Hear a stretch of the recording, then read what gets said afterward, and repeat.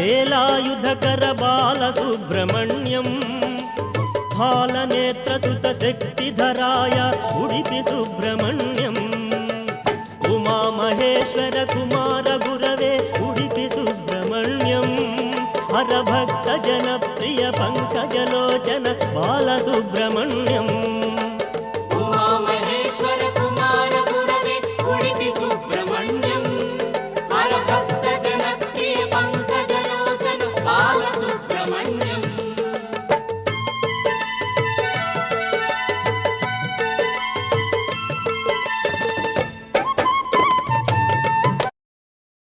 తిరుచెందూర్ మురుగన్ ఆలయాలలో జరుపుకునే ముఖ్యమైన పండుగలలో ఒకటి స్కంద షష్ఠి. ఇది మురుగన్ రాక్షసుడైన సురపద్మనుడిపై సాధించిన విజయాన్ని గుర్తు చేస్తుంది. ఈ పండుగ సందర్భంగా ఊరేగింపులు, మతపరమైన వేడుకలు, ప్రత్యేక ఆచారాలతో పాల్గొనడానికి అన్ని ప్రాంతాల నుండి భక్తులు ఆలయానికి తరలి వస్తారు.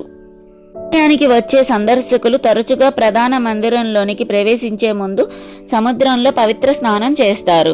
ఇది ఆత్మను శుద్ధి చేస్తుందని, ఆధ్యాత్మిక అనుభవాన్ని మెరుగుపరుస్తుందని నమ్ముతారు.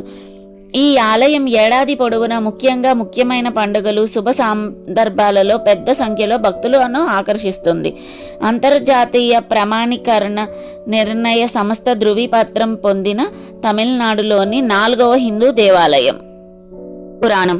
తిరుచెందూరులోని మురుగన్ ఆలయాన్ని డచ్ ఈస్ట్ ఇండియన్ కంపెనీ 1646 నుండి 1648 వరకు పోర్చుగీస్ వారితో యుద్ధం చేసి సమయంలో ఆక్రమించింది. స్థానిక ప్రజలు వారి నుండి ఆలయాన్ని విడిపించుకునేందుకు ప్రయత్నించారు, కానీ విజయం సాధించలేకపోయారు.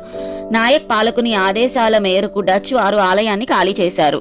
వెళ్లేటప్పుడు వారు షణ్ముఖర్ అనే మిశ్రమంతో చేసిన 2 ఉత్సవ మూర్తులను, అంటే ఈ దేవతలను ప్రతినిత్యం మాసి అవన్నీ తిరునాళ్లలో మాత్రమే బయటకు వస్తాయి, వర్ణించే శిల్పాలను తీసుకువేసి తమతో తీసుకెళ్లారు.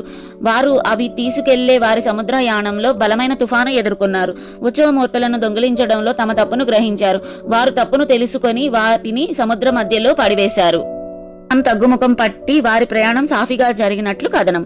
పురాణాల ప్రకారం మురుగన్ గొప్ప భక్తుడైన వడ్మలయప్ప పిల్లై మురుగన్ కలలో కనిపించి సముద్రంలో విగ్రహాలు పడుబడ్డ ప్రదేశాన్ని వెల్లడించాడు. తిరుచెందూర్ దేవాలయంలోని వడమలయప్ప పిల్లై 1653లో మత్స్యకార పడవలలో అక్కడికి వెళ్లి ఉత్సవమూర్తులను వెలికి తీశాడు. ఆలయం లోపల చిత్రలేఖనాలలో ఈ కథనం వివరించారు.